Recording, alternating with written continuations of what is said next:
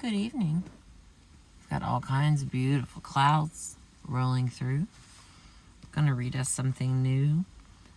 Grief Observed by C.S. Lewis. The foreword. When Grief Observed was first published under the pseudonym of N.W. Clerk, it was given by a friend, and I read it with great interest and considerable distance. I was in the middle of my own marriage, with 3 young children, and although I felt great sympathy for C.S. Lewis and his grief over the death of his wife, at that time I was far from my own experience that I was not deeply moved. Many years later, after the death of my husband, another friend sent me a Grief Observed, and I read it, expecting to be far more immediately involved than I had on the first reading.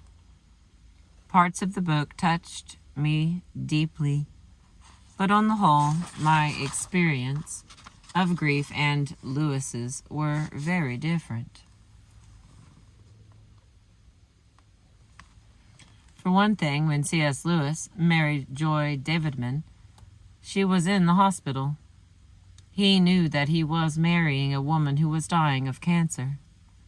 And even though there was the unexpected remission and some good years of reprieve, his experience of marriage was only a taste compared to my own marriage of 40 years. He had been invited to the great feast of marriage, and the banquet was rudely snatched away from him before he had done more than sample the appetizers. And to Lewis, that sudden deprivation brought about a brief loss of faith. Where is God? Go to him when your need is desperate, when all other help is in vain. And what do you find? A door slammed in your face. The death of a spouse after a long and fulfilling marriage is quite a different thing. Perhaps I have never felt more closely the strength of God's presence than I did during the months of my husband's dying and after his death. I did not wipe away the grief. The death of a beloved is an amputation. But when 2 people marry, each one has to accept that one of them will die before the other. When C.S. Lewis married Joy Davidman, it was a pretty certain expectation that she would die first, unless there was an unexpected accident. He moved into marriage with an imminent expectation of death, in an extraordinary witness of love and courage and personal sacrifice. Whereas a death which occurs after a full marriage and a reasonable lifespan is part of the whole amazing business of being born and loving and living and dying. Reading A Grief Observed during my own grief made me understand that each experience of grief is unique. There are always certain basic similarities. Lewis mentions the strange feeling of fear, the needing to swallow, the forgetfulness. Perhaps all believing people feel, like Lewis, a horror of those who say of any tragedy, "Thy will be done."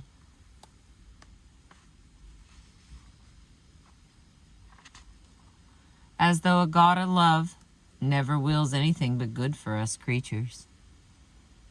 He shows impatience with those who try to pretend that death is unimportant for the believer, an impatience which most of us feel, no matter how strong our faith. And C.S. Lewis and I share, too, the fear of the loss of memory. No photograph can truly recall the beloved's smile. Occasionally, a glimpse of someone walking down the street, someone alive, moving, in action, will hit with a pang of genuine recollection. But our memories, precious though they are, still are like sieves, and the memories inevitably leak through. Like Lewis, I, too, kept a journal, continuing a habit started when I was 8. It is all right to wallow in one's journal.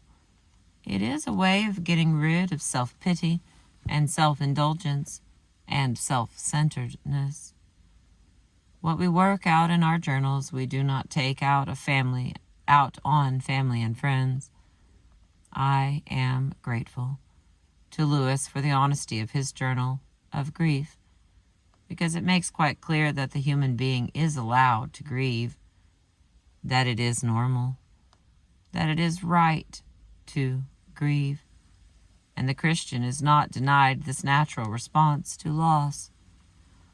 And Lewis asks questions that we all ask. Where do those we love go when they die? Lewis writes that, I have always been able to pray for the dead, and I still do, with some confidence. But when I try to pray for H, as he calls Joy Davidman in his journal, I halt. And this feeling I well understand. The beloved is so much a part of ourselves that we do not have the perspective of distance. How do we pray for what is part of our own heart? We don't have any pat answers. The church is still Copernican, Copernican,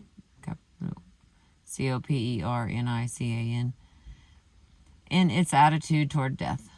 The medieval picture of heaven and hell hasn't been replaced with anything more realistic or more loving. Perhaps for those who are convinced that only Christians of their own way of thinking are saved and will go to heaven, the old ideas are still adequate. But for most of us, who see a God of much wider and greater love than that of the tribal God, who only cares for his own little group, more is needed. And that more is a leap of faith, an assurance that that which has been created with love is not going to be abandoned. Love does not create and then annihilate. But where Joy Davidman is now, or where my husband is, no priest, no minister, no theologian can put into the limited terms of provable fact. Don't talk to me about the consolations of religion, Lewis writes, or I shall suspect that you do not understand. For the true consolations of religion are not rosy and cozy, but comforting in the true meaning of that word. Comfort with strength. Strength to go on living and to trust that whatever Joy needs, or anyone we love who has died needs, is being taken care of by that love which began it all. Lewis rightly rejects those who piously tell him that Joy is happy now and that she is at peace. We do not know what happens after death, but I suspect that all of us still have a great deal to learn, and that learning is not necessarily easy. Jung said that there is no coming to life without pain, and that may well be true of what happens to us after death. The important thing is that we do not know. It is not in the realm of proof. It is in the realm of love. I am grateful, too, to Lewis for having the courage to yell, to doubt, to kick at God with angry violence. This is a part of healthy grief, not often encouraged. It is helpful indeed that C.S. Lewis, who has been such a successful apologist for Christianity, should have the courage to admit doubt about what he has so superbly proclaimed. It gives us permission to admit our own doubts, our own angers and anguishes, and to know that they are part of the soul's growth. So, Lewis shares his own growth and his own insights. Bereavement is not the truncation of married love, but one of its regular phases, like the honeymoon. When what we want is to live our marriage well and faithfully through that phase, too. Yes, that is the calling of either husband or wife after the other has died. I have pictures of my husband in my study, in my bedroom, now, after his death, as I had them around while he was alive. But they are icons, not idols. Tiny flashes of reminders, not things in themselves. And, as Lewis says, sometimes a block rather than a help to the memory. All reality is iconoclastic, he writes. The earthly beloved, even in this life, incessantly triumphs over your mere idea of her, and you want her too. You want her, with all her resistances, all her faults, all her unexpectedness. And this, not an image or a memory, is what we are to love still after she is dead. And that is more important than visitations from the dead, though Lewis discusses that possibility of these. In the end, what shines through the last pages of his journal of grief is an affirmation of love, his love for joy and hers for him, and that love is in the context of God's love. No easy or sentimental comforts are offered, but the ultimate purpose of God's love for all of us human creatures is love. Reading A Grief Observed is to share not only in C.S. Lewis's grief, but in his understanding of love, and that is richness indeed. This was written by Madeleine L'Engle, Crosswicks, August of 1988. Okay, on to the introduction. A Grief Observed is not an ordinary book. In a sense, it is not a book at all. It is rather the passionate result of a brave man turning to face his agony and examine it in order that he might further understand what is required of us in living this life in which we have to expect the pain and sorrow of the loss of those whom we love. It is true to say that very few men could have written this book, and even truer to say that even fewer men would have written this book even if they could. Fewer still would have published it even if they had written it. My stepfather, C.S. Lewis, had written before on the topic of pain, something titled The Problem of Pain from 1940, and pain was not an experience with which he was unfamiliar. He had met grief as a child. He lost his mother when he was 9 years old. He had grieved for friends lost to him over the years, some lost in battle during the First World War, others to sickness. He had written also about the great poets and their songs of love, but somehow neither his learning nor his experiences had ever prepared him for the combination of both. the great love and the great loss, which is its counterpoint, the soaring joy, which is the finding and winning of the mate whom God has prepared for us, and the crushing blow, the loss, which is Satan's corruption of that great gift of loving and being loved. In referring to this book in conversation, one often tends to leave out, either inadvertently or from laziness, the indefinite article at the beginning of the title. This we must not do, for the title completely and thoroughly describes what this book is, and thus expresses very accurately its real value.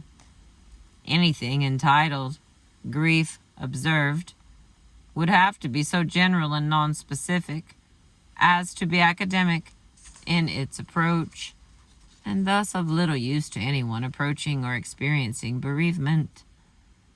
This book, on the other hand, is a stark recounting of one man's studied attempts to come to grips with, and in the end defeat, the emotional paralysis of the most shattering grief of his life.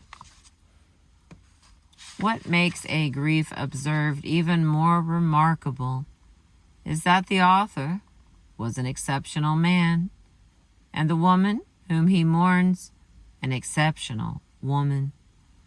Both of them were writers. Both of them were academically talented. Both were committed Christians. But here the similarities end. It fascinates me how God sometimes brings people together who are so far apart in so many ways, and merges them into that spiritual relationship which is marriage. Jack, otherwise C.S. Lewis, was a man whose extraordinary scholarship and intellectual ability isolated him from much of mankind.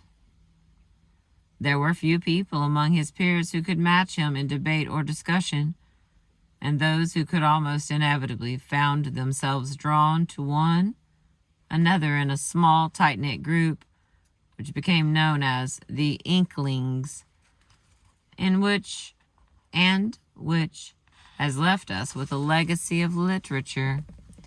J.R.R. Tolkien, John Wayne, Roger Lancelyn Green, and Neville Coghill were among those who frequented these informal gatherings. Helen Joy Gresham, née Davidman, the H referred to in his book, was perhaps the only woman whom Jack ever met who was his intellectual equal, and also as well read and widely educated as he was himself. They shared another common factor. They were both possessed of total recall. Jack never forgot anything he had read, and neither did she. Jack's upbringing was a mixture of middle-class Irish. He came from Belfast, where his father was a police court solicitor, and English, set in the very beginnings of the 20th century, a time when the concepts of personal honor, total commitment to one's given word, and the general principles of chivalry and good manners were still drummed into the young British male with rather more intensity than was any other form of religious observance. The writings of E. Nesbit, Sir Walter Scott, and perhaps Rudyard Kipling were the exemplars of the standards with which Jack was indoctrinated as a young man. My mother, on the other hand, could not have come from a background more divergent from his. The daughter of two lower-middle-class Jewish second-generation immigrants, her father of Ukrainian, her mother of Polish origins, she was born and brought up in the Bronx, in New York City. The only striking similarities to be found in the comparison of their early developments, or that they were both possessed of truly amazing intelligence combined with academic talent and eidetic memory. They both came to Christ via the long and difficult road which leads from atheism to agnosticism, and thence by way of theism from finally to Christianity. And they both enjoyed remarkable success in their university student careers. Jack's was interrupted by his duty to his country in the First World War, and Mother's by political activism and marriage. Much has been written, both fictional and factual, sometimes one masquerading as the other, concerning their lives and their meeting and marriage. But the most important part of the story pertaining to this book is simply a recognition of the great love that grew between them until it was an almost visible incandescence. They seemed to walk together within a glow of their own making. To understand even a little of the agony which this book contains and the courage it demonstrates, we must first acknowledge that love between them,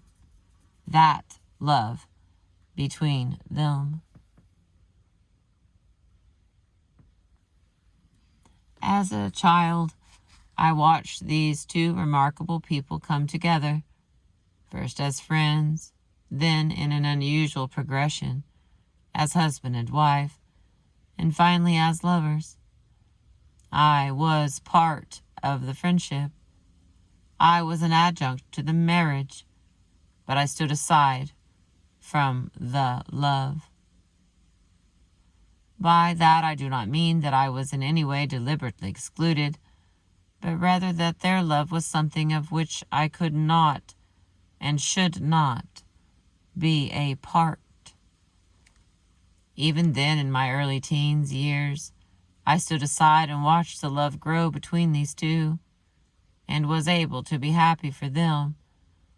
It was a happiness tinged with both sadness and fear, for I knew, as did both Mother and Jack, that this, the best of times, was to be brief and was to end in sorrow.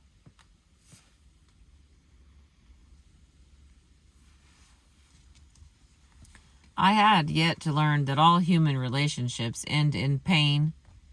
It is the price that our imperfection has allowed Satan to exact from us for the privilege of love. I had the resilience of youth upon which to fall when Mother died. For me there would be other loves to find, and no doubt in time to lose or to be lost by. But for Jack this was the end of so much which life had for so long denied him, and then briefly held out to him like a barren promise. For Jack there were none of the hopes, however dimly I might see them, of bright sunlit meadows and light and laughter. I had Jack to lean upon, for Jack had only me.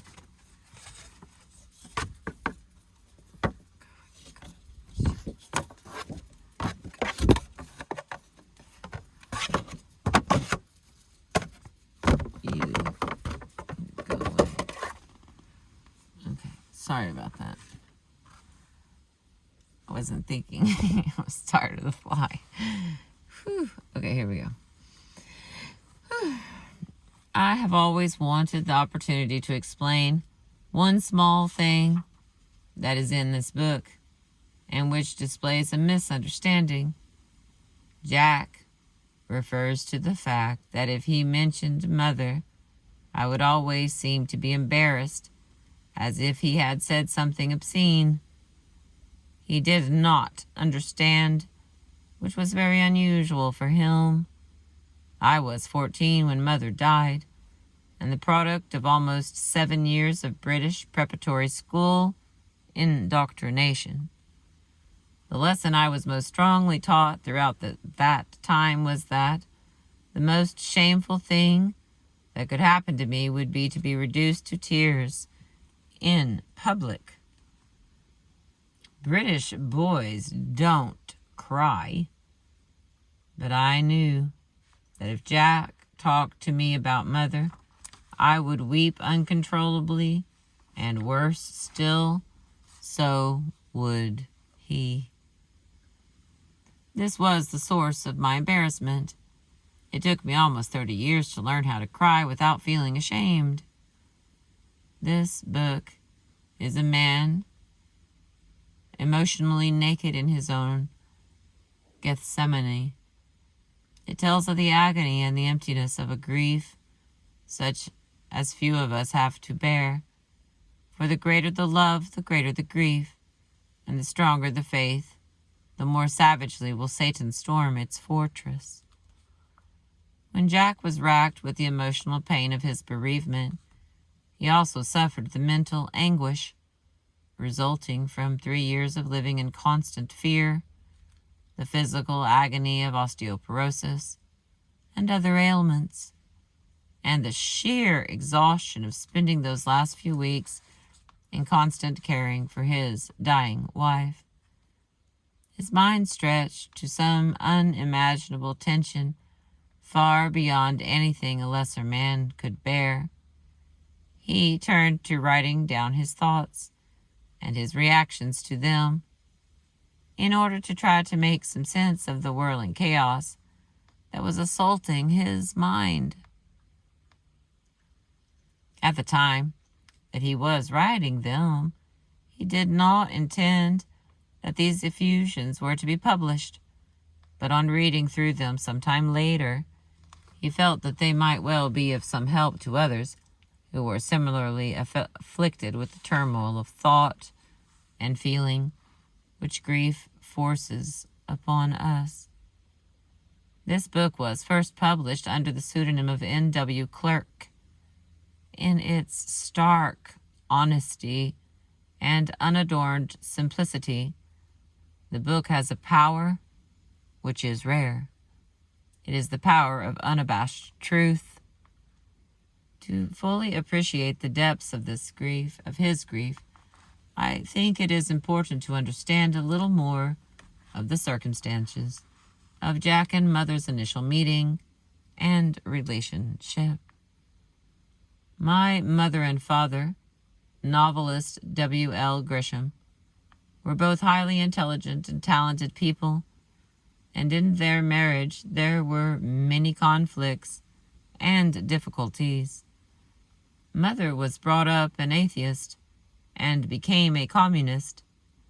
Her native intelligence did not allow her to be deceived for long by that hollow philosophy, and by this time married to my father, she found herself searching for something less posturing and more real. Encountering, amid her reading of a wide variety of authors, the work of the British writer C.S. Lewis, she became aware that beneath the fragile and very human veneer of the organized churches of the world, there lies a truth so real and so pristine that all of man's concocted philosophical posings tumble into ruin beside it.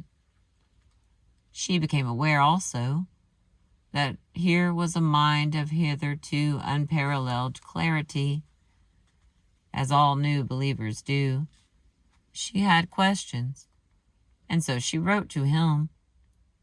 Jack noticed her letters at once, for they too signaled a remarkable mind, and a pen friendship soon developed.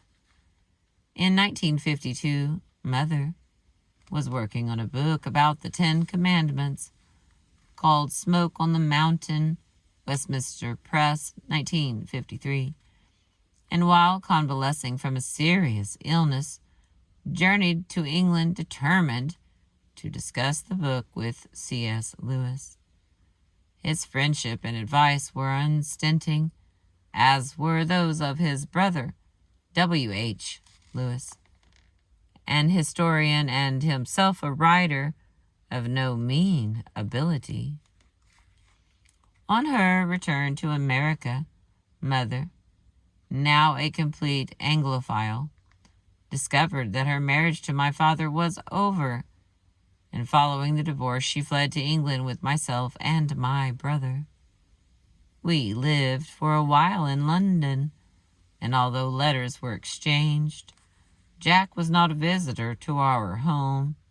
He rarely came to London, which was a city he was not fond of.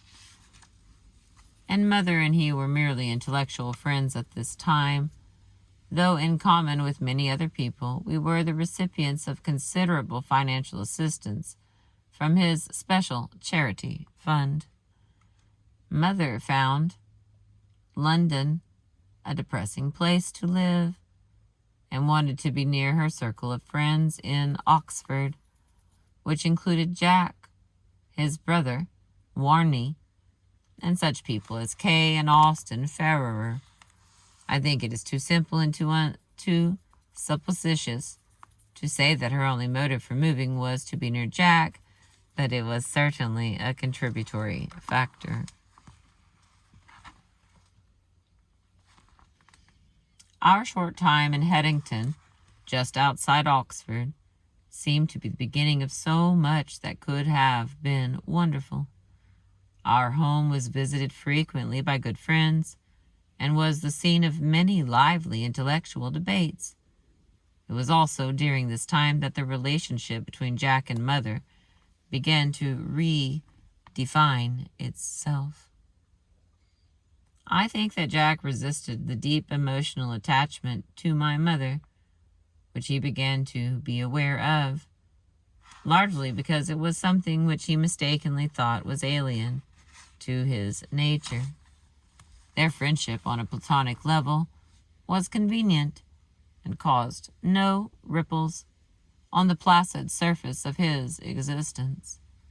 However, he was forced not merely to inward awareness of his love for her, but also to public acknowledgement of it by the sudden realization that he was about to lose her.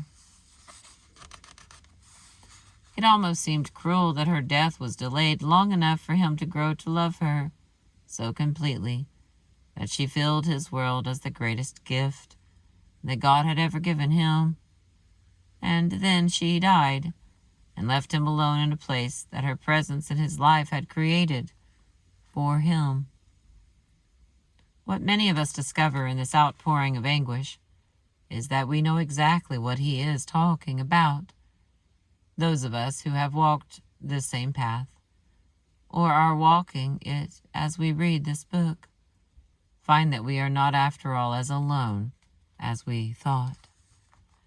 C.S. Lewis, the writer of so much that is so clear and so right, the thinker whose acuity of mind and clarity of expression enabled us to understand so much.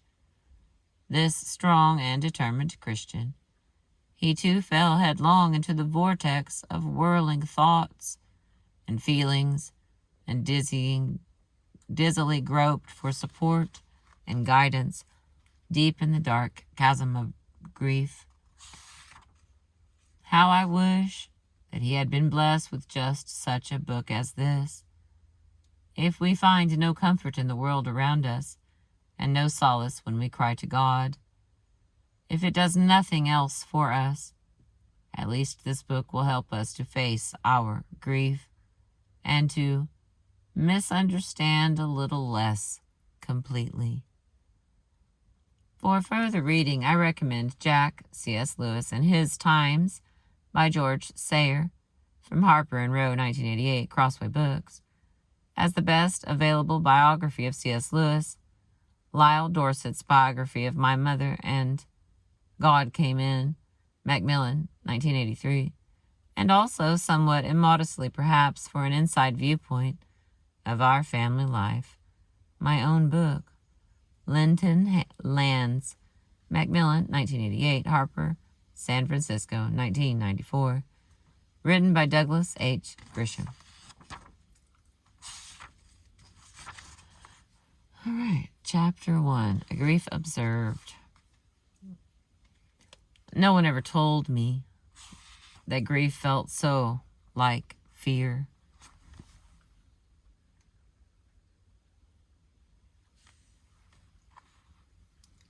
I am not afraid, but the sensation is like being afraid. The same fluttering in the stomach, the same restlessness, the yawning. I keep on swallowing. At other times, it feels like being mildly drunk or concussed. There is a sort of invisible blanket between the world and me. I find it hard to take in what anyone says, or perhaps hard to want to take it in. It is so uninteresting. Yet I want the others to be about me. I dread the moments when the house is empty. If only they would talk to one another and not to me. There are moments, most unexpectedly, when something inside me tries to assure me that I don't really mind so much. Not so very much, after all. Love is not the whole of a man's life. I was happy before I ever met H. I've plenty of what are called resources. People get over these things. Come, I shan't do so badly. One is ashamed to listen to this voice, but it seems for a little to be making out a good case. Then comes a sudden jab of red-hot memory, and all this common sense vanishes like an ant in the mouth of a furnace. On the rebound, one passes into tears and pathos, maudlin tears. I almost prefer the moments of agony. These are at least clean and honest. But the bath of self-pity, the wallow, the loathsome, sticky, sweet pleasure of indulging in it, that disgusts me. And even while I'm doing it, I know it leads me to And even while I'm doing it, I know it leads me to misrepresent H herself. Give that mood its head, and in a few minutes I shall have substituted for the real woman a mere doll to be blubbered over. Thank God the memory of her is still too strong. Will it always be too strong to let me get away with it? For H wasn't like that at all. Her mind was lithe and quick and muscular as a leopard. Passion, tenderness, and pain were all equally unable to disarm it. It scented the first whiff of cant or slush, then sprang and knocked you over before you knew what was happening.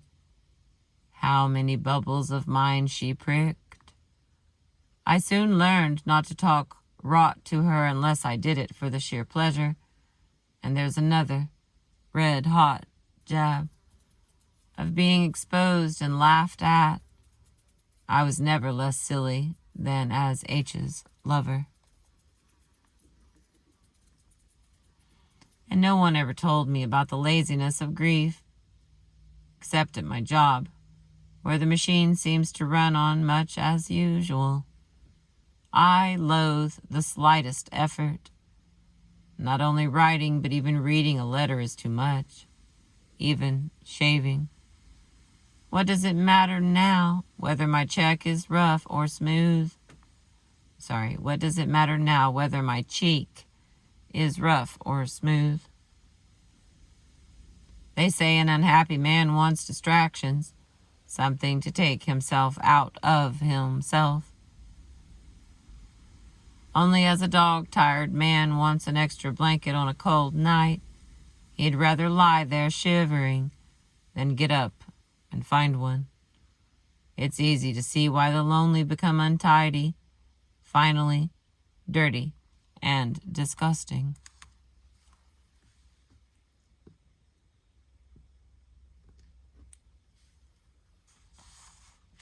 Meanwhile, where is God? This is one of the most disquieting symptoms. When you are happy, so happy, that you have no sense of needing Him, so happy that you are tempted to feel His claims upon you as an interruption. If you remember yourself and turn to Him with gratitude and praise, you will be, or so it feels, welcomed with open arms. But go to Him when your need is desperate, when all other help is vain, and what do you find? A door slammed in your face, and a sound of bolting and double bolting on the inside. After that, silence. You may as well turn away. The longer you wait, the more emphatic the silence will become. There are no lights in the windows. It might be an empty house. Was it ever inhabited? It seemed so once, and that seeming was as strong as this. What can this mean? Why is He so present a commander in our time of prosperity, and so very absent a help in time of trouble? I tried to put some of these thoughts to sea this afternoon.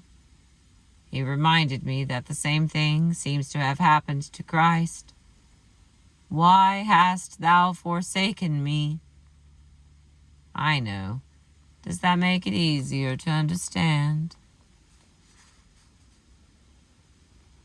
Not that I am, I think, in much danger of ceasing to believe in God.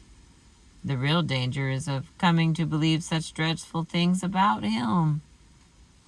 The conclusion I dread is not, so there's no God after all, but, so this is what God's really like? Deceive yourself no longer? Our elders submitted and said, Thy will be done. How often has bitter resentment been stifled through sheer terror and an act of love? Yes, in every sense, an act put on to hide the operation. Of course, it's easy enough to say that God seems absent in our greatest need, because He is absent, non-existent. But then why does He seem so present when, to put it quite frankly, we don't ask for Him? One thing, however, marriage has done for me. I can never again believe that religion is manufactured out of our unconscious, starved desires and is a substitute for sex. For those few years, H and I feasted on love, every mode of it, solemn and merry, romantic and realistic, sometimes as dramatic as a thunderstorm, sometimes as comfortable and unemphatic as putting on your soft slippers. No cranny of heart or body remained unsatisfied. If God were a substitute for love, we ought to have lost all interest in Him. Who'd bother about substitutes when He has the real thing? But that isn't what happens. We both knew we wanted something besides one another, quite a different kind of something, a quite different kind of want. You might as well say that when lovers have one another, they will never want to read or eat or breathe. After the death of a friend years ago, I had for some time a most vivid feeling of certainty about his continued life, even his enhanced life. I have begged to be given even 100th part of the same assurance about H. There is no answer. Only the locked door, the iron curtain, the vacuum, absolute zero. Them as asks don't get. I was a fool to ask. For now, even if that assurance came, I could distrust it. I should think it a self-hypnosis induced by my own prayers. At any rate, I must keep clear of the spiritualists. I promised H I would. She knew something of those circles. Keeping promises to the dead, or to anyone else, is very well.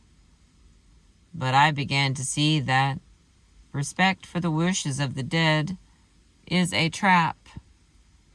Yesterday I stopped myself only in time from saying about some trifle H wouldn't have liked that. This is unfair to the others. I should soon be using what H would have liked as an instrument of domestic tyranny, with her supposed likings becoming a thinner and thinner disguise for my own. I cannot talk to the children about her. The moment I try, there appears on their faces neither grief nor love nor fear nor pity, but the most fatal of all non-conductors, embarrassment. They look as if I were committing an indecency. They are longing for me to stop. I felt just the same after my own mother's death when my father mentioned her. I can't blame them. It's the way boys are. I sometimes think that shame, mere awkward, senseless shame, does as much towards preventing good acts and straightforward happiness as any of our vices can do, and not only in boyhood. Or are the boys right? What would H herself think of this terrible little notebook to which I come back and back?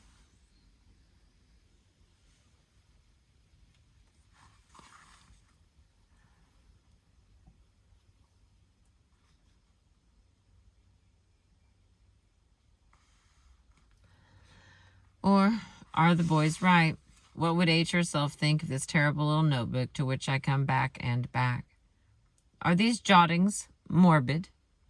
I once read the sentence, I lie awake all night with toothache, thinking about toothache, and about lying awake. That's true to life, part of every misery, so to speak. The misery's shadow or reflection. The fact that you don't merely suffer, but have to keep on thinking about the fact that you suffer. I not only live each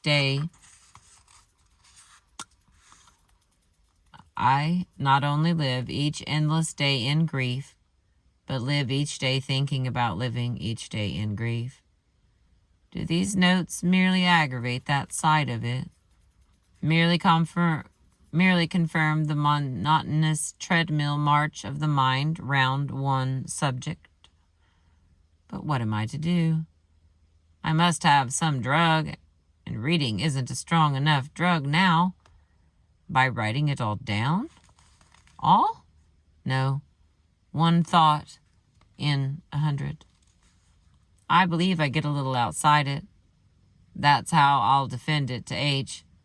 But 10 to 1 she'd see a hole in the defense. It isn't only the boys either. An odd byproduct of my loss is that I'm aware of being an embarrassment to everyone I meet. At work, at the club, in the street, I see people as they approach me, trying to make up their minds whether they'll say something about it or not. I hate it if they do, and if they don't, some funk it altogether. R has been avoiding me for a week. I like best the well-brought-up young men, almost boys, who walk up to me as if I were a dentist, turn very red, get over it, and then edge away to the bar as quickly as they decently can. Perhaps the bereaved ought to be isolated in special settlements, like lepers. To some, I'm worse than an embarrassment. I am a death's head. Whenever I meet a happily married pair, I can feel them both thinking, one or the other of us must someday be as he is now. At first I was very afraid of going to places where H and I had been happy. Our favorite pub, our favorite wood. But I decided to do it at once, like sending a pilot up again as soon as possible after he's had a crash. Unexpectedly, it makes no difference. Her absence is no more emphatic in those places than anywhere else. It's not local at all. I suppose that if one were forbidden all salt, one wouldn't notice it much more in any one food than in another. Eating in general would be different, every day, at every meal. It is like that. The act of living is different all through. Her absence is like the sky, spread over everything. But no, that is not quite accurate. There is one place where her absence comes locally home to me. It is a place I can't avoid. I mean my own body. I had such a different importance while it was the body of H's lover. Now it's like an empty house. But don't let me deceive myself. This body would become important to me again, and pretty quickly, if I thought there was anything wrong with it. Cancer and cancer and cancer. My mother, my father, my wife. I wonder who is next in the queue. Yet H herself dying of it, and well knowing the fact, said that she had lost a great deal of her old horror at it. When the reality came, the name and the idea were in some degree disarmed, and up to a point I was nearly understood. This is important. One never meets just cancer, or war, or unhappiness, or happiness. One only meets each hour or moment that comes. All manner of ups and downs. Many bad spots in our best times. Many good ones in our worst. One never gets the total impact of what we call the thing itself. But we call it wrongly. The thing itself is simply all these ups and downs. The rest is a name or an idea. It is incredible how much happiness, even how much gaiety we sometimes had together after all hope was gone. How long, how tranquilly, how nourishingly we talked together that last night. And yet not quite together. There's a limit to the one flesh. You can't really share someone else's weakness or fear or pain. What you feel may be bad. It might conceivably be as bad as what the other felt, though I should distrust anyone who claimed that it was. But it would still be quite different. When I speak of fear, I mean the merely animal fear, the recoil of the organism from its destruction, the smothery feeling, the sense of being a rat in a trap. It can't be transferred. The mind can sympathize, the body less. In one way, the bodies of lovers can do at least. All their love passages have trained them to have, not identical, but complementary, correlative, even opposite, feelings about one another. We both knew this.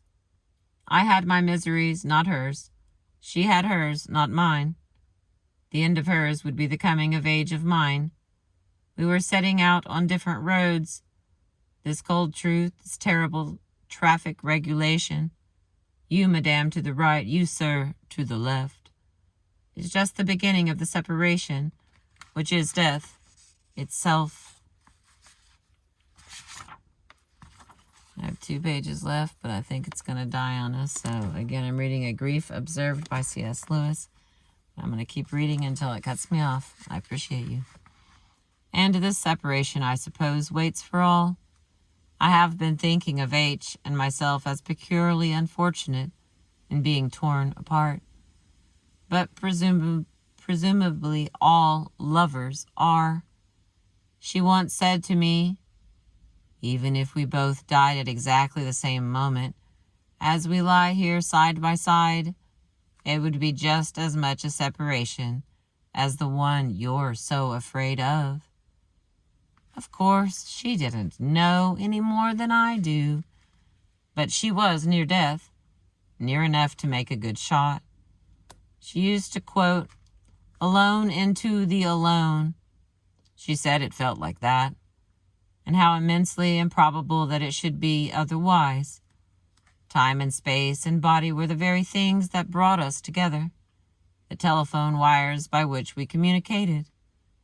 Cut one off or cut both off simultaneously, either way, mustn't the conversation stop? Unless you assume that some other means of communication, utterly different, yet doing the same work, would be immediately substituted. But then, what conceivable point could there be in severing the old ones? Is God a clown who whips away your bowl of soup one moment in order, next moment, to replace it with another bowl of the same soup? Even nature isn't such a clown as this. She never plays exactly the same tune twice.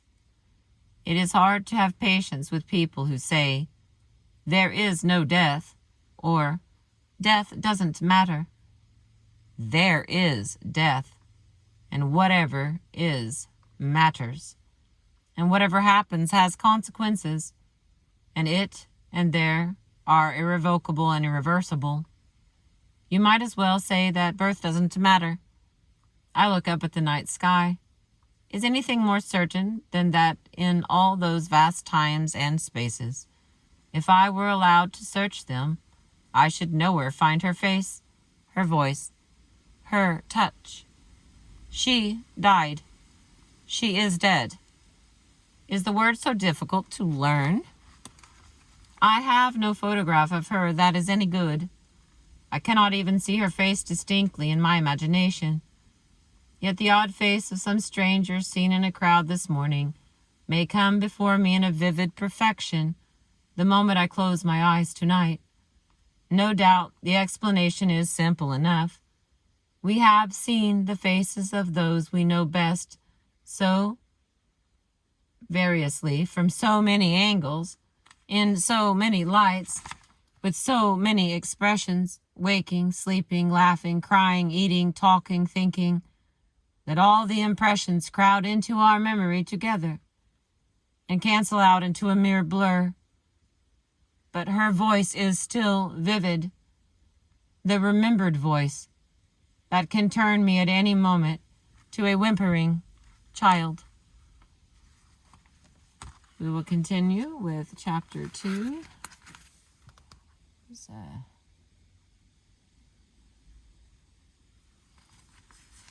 Thank you to my friend Adrian for loaning me the book so that I could read it to us. And we made it without it cutting me off, but I'm like at 1%.